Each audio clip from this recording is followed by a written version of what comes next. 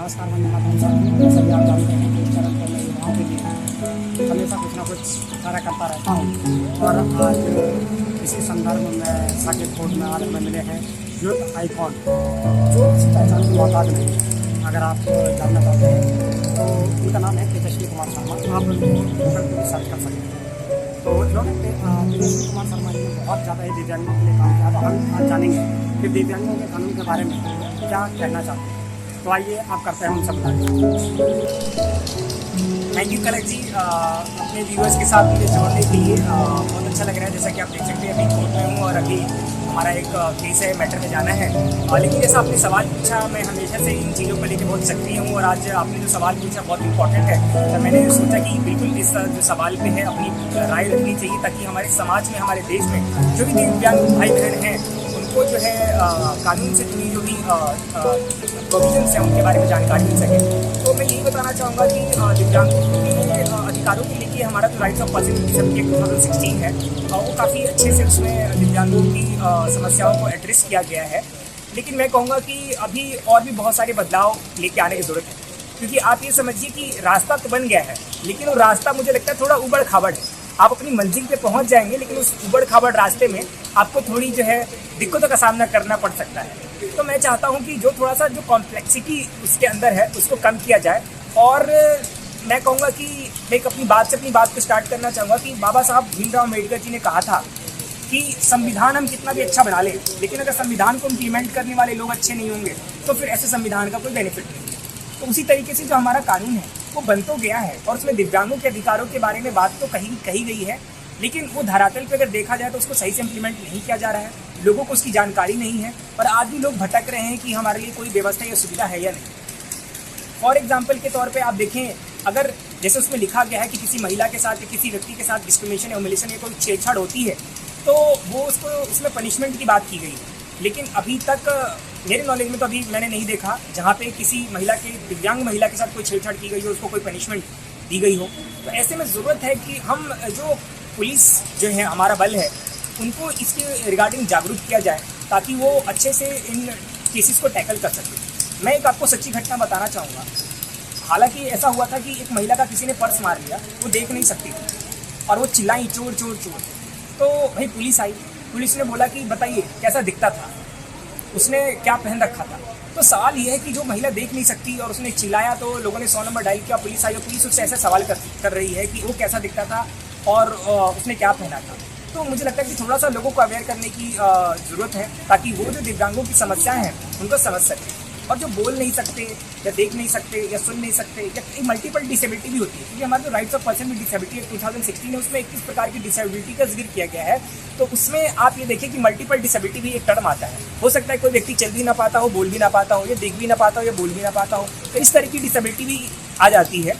तो ऐसे में ज़रूरत है कि हमारे लिए एक ऐसा हेल्पलाइन नंबर जारी किया जाए जिसमें दिव्यांगों को, जैसे महिलाओं के लिए अलग हेल्पलाइन नंबर है, सेल है, जुवेनाइल जस्टिस के जो जुवेनाइल जो केसेस आते हैं बच्चों से रिलेटेड बिलो 18, तो 18 साल की कम उम्र के बच्चों के लिए भी पुलिस है जो उनके व्यवहार को देखते हुए उनको टैकल करती है। तो उसी तरीके से मुझे लगता है कि पुलिस थाने में एक ऐसा पुलिस व्यक्ति होना चाहिए जो दिव्यांगों के मुद्दों को समझता हो और दिव्यांग की परेशानियों को समझता हो, ताकि वो आपके थाने में FIR लिखवाने किसी कारणवश आते हैं तो आप वैसे तो प्रावधान ये है कि पुलिस वाला उस व्यक्ति के घर जाएगा और पेरेंट्स की निगरानी में या स्पेशल एजुकेटर की निगरानी में उससे बात करेगा। लेकिन कई बार ऐसी परिस्थिति आ जाती है कि हमें तुरंत 100 नंबर डायल करना होता है और पुलिस से हमें बात करनी होती है, FIR रजिस्टर करानी होती है। तो पुलिस वाले हमसे थोड़ा अच्छा व्यवहार करें और हमसे जो है हमारी समस्याओं को समझें।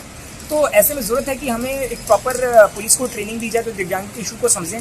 कम से कम ये जो 21 प्रकार की दिव्यांगता है उन इश्यूज़ को तो समझें और उनके लिए एक अलग से हेल्पलाइन नंबर जारी किया जाए, ताकि कोई दिव्यांग फ़ोन करे तो दिव्यांग की प्रॉब्लम को समझने वाला कोई असिस्ट करने वाला व्यक्ति हो। ऐसी बहुत सारे इश्यूज़ हैं जिन पे काम करना अभी बाकी है। और कोर्ट में भी जो जजिस हैं उनको भी मेरे को लगता है कि प्रॉपर, क्योंकि जजिस तो पूरा कोऑपरेट करते हैं, बट एक स्पेशल कोर्ट की दिल्ली कोर्ट ने बात की थी जिसमें दिव्यांगों के लिए टैकल किया जाएगा मुद्दा। तो मुझे लगता है कि इस तरह की स्पेशल कोर्ट्स बनाने की बहुत आवश्यकता है जिसमें दिव्यांगों से रिलेटेड केवल इश्यूज़ पे काम किया जाए, क्योंकि हमारी जो संख्या है सर वो बढ़ गई है। 2016 के बाद हमारी संख्या बढ़ गई है, क्योंकि 21 प्रकार की डिसेबिलिटी का जिक्र किया गया है। और अगर हम 2011 के आंकड़ों की बात करें, जब 7 प्रकार की डिसेबिलिटी होती थी, तब 2.5 करोड़ के आसपास दिव्यांग थे। अभी सोचिए किस प्रकार की डिसेबिलिटी हो गई है, तो कितने ज़्यादा दिव्यांगों की संख्या बढ़ गई है। तो ऐसे में कानून तो है सभी के लिए, समानता सभी के लिए है, और इसके लिए अगर कानून को सही तरीके से इम्प्लीमेंट किया जाए तो मुझे लगता है कि वो लोग भी जो है अपने अधिकारों को अच्छे से राइट जो है उनको अच्छे से अपने अधिकारों को पा पाएंगे। क्योंकि हमारे संविधान का जो आर्टिकल 21 है वो कहता है राइट टू लाइफ। तो राइट टू लाइफ का मतलब ये कि केवल नहीं है राइट टू लाइफ, इसका मतलब ये है right to life with dignity.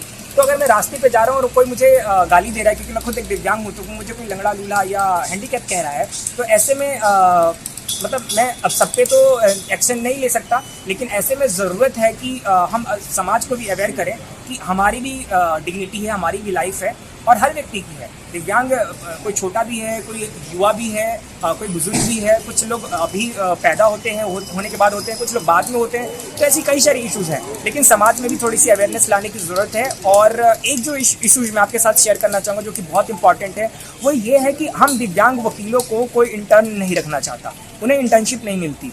मेरे पास एक कॉल आया और मेरी वो महिला है और उन्होंने बताया कि वो देख नहीं सकती, और उनको जब उन्होंने लॉ कंप्लीट कर ली और उन्होंने एक चैम्बर ज्वाइन करने की सोची तो उनको किसी ने नहीं रखा कि वो देख नहीं सकती। तो देखिए उनके चैलेंजेस हो सकते हैं कि वो देख नहीं सकती, लेकिन बाकी वो बहुत सारी चीज़ें कर सकती हैं जो आम व्यक्ति भी नहीं कर सकता। तो ऐसे में ज़रूरी है कि हम वकील भाई भी दिव्यांगों के चैलेंजेस को समझें और हम भी अवेयर हों और उन्हें ज़्यादा से ज़्यादा मौका दें, ताकि दिव्यांग भाई बहन भी वकालत के क्षेत्र में हमसे हाथ से हाथ और कदम से कदम मिला के चल सकें। तो जो उनके साथ हुआ वो महिला भी थी, वो देख भी नहीं सकती थी और उनको नहीं रखना चाहता। तो हम हर व्यक्ति किसी न किसी चीज़ में बहुत अच्छा होता है या बहुत कमज़ोर होता है। तो हो सकता है वो देख नहीं सकती, लेकिन वो बहुत चीज़ों में बहुत अच्छी होंगी, तभी उन्होंने लॉ की पढ़ाई कंप्लीट करके यहाँ इस मुकाम तक पहुँची हैं। तो ज़रूरी है कि हम वकील भाइयों भी हम जैसे दिव्यांगों को इंटर्नशिप का मौका दें, ताकि हम लोग भी बहुत कुछ सीख सकें। बहुत सारे विषय हैं और आने वाले समय में और भी आपसे चर्चा करेंगे। अभी मुझे निकलना है, तो बहुत बहुत धन्यवाद खलक जी अपने प्रोग्राम्स में मुझे जोड़ने के लिए, अपने व्यूअर्स के जोड़ने के लिए। नमस्कार। बहुत बहुत धन्यवाद तेजस्वी जी, आपने हमें अपना बहुत ही कीमती समय दिया। मैं जानता था कि आपके पास समय बहुत ही कम रहता है, लेकिन आज हमारा ये सौभाग्य रहा है कि आप हमारे इस चैनल पे आए और आपने जो भी है बहुत ही प्रेरणादायक जो बात करी है दिव्यांग भाइयों के लिए और युवाओं के लिए, ये बहुत ही प्रेरणा का स्रोत है। आपके विचारों को मैं कोशिश कर रहा हूँ कि हर जगह पर फैलाऊँ, और ये आशा करता हूँ कि अगली बार भी आप हमारे इस चैनल पर आते रहेंगे। बहुत बहुत धन्यवाद।